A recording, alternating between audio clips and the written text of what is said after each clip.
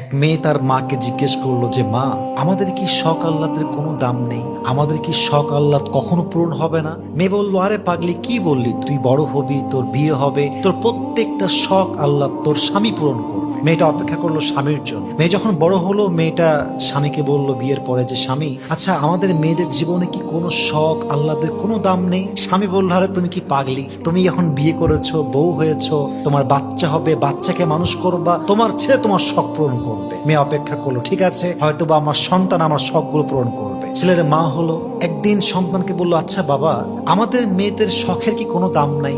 আমাদের আহ্লাদের কোনো দাম কি পৃথিবীতে নেই? সন্তান বলছে, মা তোমার কি মাথা খারাপ? তোমার বয়স হয়ে গিয়েছে, তোমার এক পা কবরে ঢুকে গিয়েছে, তুমি এখন আল্লাহ বিল্লাহ করবা, কবরের ফিকির করবা। তখন মেয়েটা বুঝতে পারলো যে আসলে পৃথিবীতে নারীদের শখ বলতে কিছু নেই। পৃথিবীটা নারীদের আহ্লাদ পূরণের জায়গা নয়। নারীদের প্রথম এবং শেষ ঘর কবর ছাড়া আর কিছুই হতে পারে না। ঠিক কিনা বলেন?